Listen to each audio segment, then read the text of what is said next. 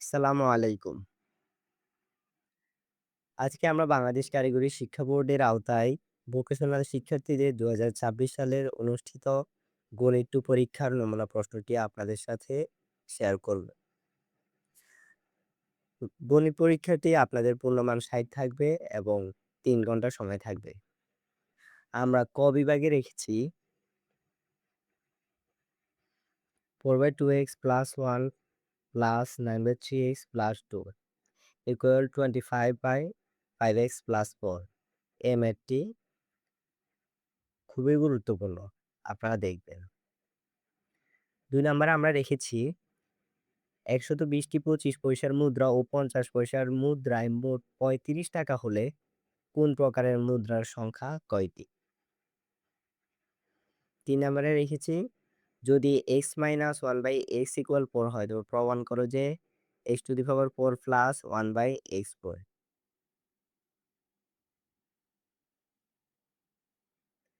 ৪ নম্বরে আমরা রেখেছি √1 + x + √1 - x /√1 + x - √1 - x = হলে প্রমাণ করো যে φ² - 2φ/x + 1 = 0।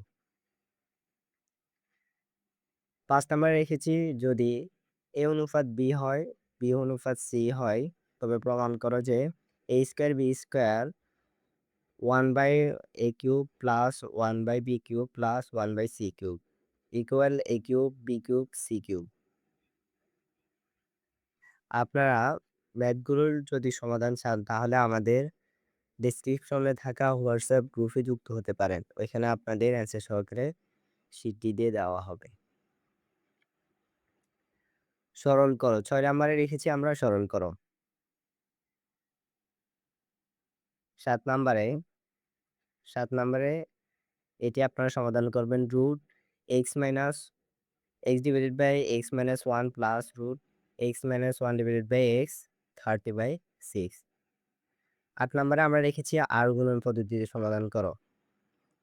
৯ নম্বরে রেখেছি ২ অঙ্ক বিশিষ্ট একটি সংখ্যার অঙ্কদ্বয়ের অন্তর সংখ্যা ৪। সংখ্যাটি অঙ্কদ্বয় স্থান বিনিময় করলে যে সংখ্যা পাওয়া যায় তার ও মূল সংখ্যাটি যোগফল ১১০ সংখ্যাটি নির্ণয় করো। ১০ নম্বরে আমরা রেখেছি ধারাটির পদ এত ৩৮৩ এটি নির্ণয় করো। ৫, ৮, ১১, ১৪ ধারাটির কোন পদ ৩৮৩? এটি।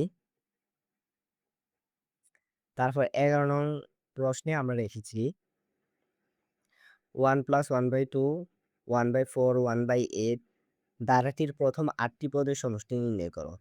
এই ধারাটির প্রথম ৮টি পদের সমষ্টি নির্ণয় করো। ১২ নম্বরে আমরা রেখেছি 5 + x + y 135 গুণোত্তর ধারাভুক্ত হলে x এবং y এর মান নির্ণয় করো। খ বিভাগে আমরা রেখেছি জ্যামিতি অংশ থেকে। এখানে আপনাদের জ্যামিতি অংশ থেকে 18 মার্কের অ্যান্সার করতে হবে। উপপাদ্য থেকে যেগুলা আমার কাছে মোস্ট ইম্পর্টেন্ট মনে হয়েছিল এবং বিগত ১০ বছরে প্রশ্ন গেটে এই প্রশ্নটি আপনাদের জন্য তৈরি করা হয়েছে। এখানে আমরা রেখেছি প্রমাণ করো যে বৃত্তের সকল সমান যে কেন্দ্র থেকে সমদূরবর্তী। ১৪ নম্বরে আমরা রেখেছি প্রমাণ করো যে একই ভূমির উপর একই সমান্তরাল রেখা যুগলের মধ্যে অবস্থিত সকল ত্রিভুজ ক্ষেত্রের ক্ষেত্রফল সমান। উপপাদ্য অনুশীলন এখান থেকে আপনারা একটি দিবেন। দুটি থেকে আপনারা যেকোনো একটি দিবেন। আর এখান থেকে উপপাদ্য থেকেও আপনারা দুটি থেকে একটি দিবেন। ১৫ নম্বরে আমরা রেখেছি ও কেন্দ্র বিশিষ্ট কোন বৃত্তের ABCD একটি অন্তর্লিখিত চতুর্ভুজ। ACBD কর্ণদ্বয় E বিন্দুতে ছেদ করলে প্রমাণ করো যে এখানে কোণ AOB প্লাস কোণ COD সমান 2 কোণ AEB। ১৬ নম্বরে আমরা রেখেছি ও কেন্দ্র বিশিষ্ট বৃত্তের AB ও CD যা দুটি বৃত্তের অভ্যন্তরে অবস্থিত কোন বিন্দুতে সমকোণ মিলিত হয়েছে? কোন বিন্দুতে সমকোণে মিলিত হয়েছে? প্রমাণ করো যে কোণ AOD প্লাস কোণ BOC দুটি সমকোণ। সম্পাদ্য থেকে আমরা রেখেছি আপনারা ২ থেকে ১ টি দিবেন। বৃত্তের বহিস্থ কোন বিন্দু থেকে বৃত্তটির স্পর্শক আঁকো। এখানে বৃত্তের বহিস্থ কোনো বিন্দু থেকে বৃত্তটির স্পর্শক আঁকো। অঙ্কনের চিহ্ন বিবরণ আবশ্যক। অঙ্কনের চিহ্ন এবং বিবরণ আপনাদেরকে দিতে হবে। ১৮ নম্বরে আমরা রেখেছি এমন একটি সামান্তরিক আঁকো যার একটি কোণ একটি নির্দিষ্ট কোণের সমান এবং যা দ্বারা সীমাবদ্ধ ক্ষেত্রে একটি ত্রিভুজ ক্ষেত্রের ক্ষেত্রফল সমান। অঙ্কনের চিহ্ন এবং বিবরণ দিবেন। সম্পাদ্য থেকে আমরা রেখেছি কোন বৃত্তে এমন একটি স্পর্শক আঁকো যেন তার নির্দিষ্ট সরলরেখায় সমান্তরাল হয়। অঙ্কনের চিহ্ন এবং বিবরণ দিবেন। ২০ নম্বরে রেখেছি এমন একটি সামান্তরিক আঁকো যার একটি কোণ দেওয়া আছে এবং যা দ্বারা সীমাবদ্ধ ক্ষেত্রের একটি নির্দিষ্ট চতুর্ভুজ ক্ষেত্রের ক্ষেত্রফল সমান। ছোট গ বিভাগে আমরা রেখেছি এখানে আপনারা ১২ মার্কের অ্যান্সার করতে হবে।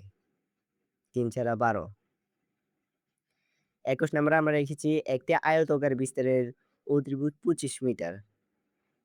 এর অপর বাহুদ্বয়ের একটি বাহু অপরটির ৩ ভাগের ৪ অংশ হলে বাহু দুটির দৈর্ঘ্য নির্ণয় করো।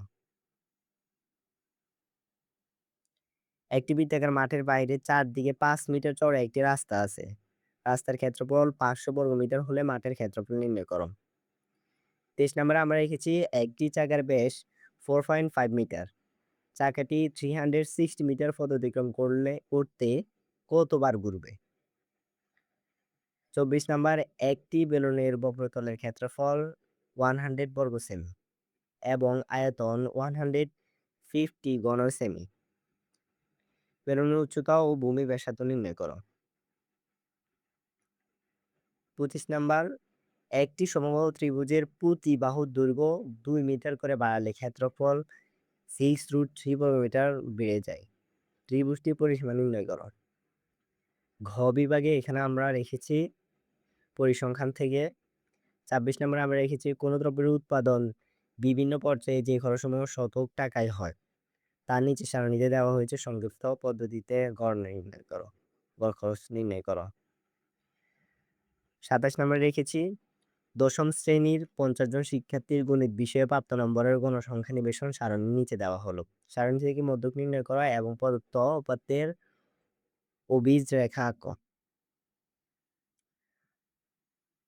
আপনারা অবশ্যই আমাদের নতুন চ্যানেল সাপোর্ট করবেন যাতে আমরা আপনাদের এইরকম হেল্পফুল ভিডিওগুলো দিতে পারি এবং যারা ডিপ্লোমা ইন ইঞ্জিনিয়ারিং ভর্তি পরীক্ষা দিবেন এবং পলিটেকনিকগুলোতে ভর্তি হবেন তারা আমাদের চ্যানেল সাবস্ক্রাইব করে রাখতে পারেন। আমরা আপনাদের ভর্তি পরীক্ষার ভিডিওগুলো আমাদের এই চ্যানেলে আপলোড করব। তো আজকে এ পর্যন্ত। আসসালামু আলাইকুম রহমতুল্লাহ। সিনটেক এআই একাডেমির সঙ্গে থাকুন, শিখুন গঠনমূলকভাবে, গড়ে তুলুন আপনার উজ্জ্বল ভবিষ্যৎ।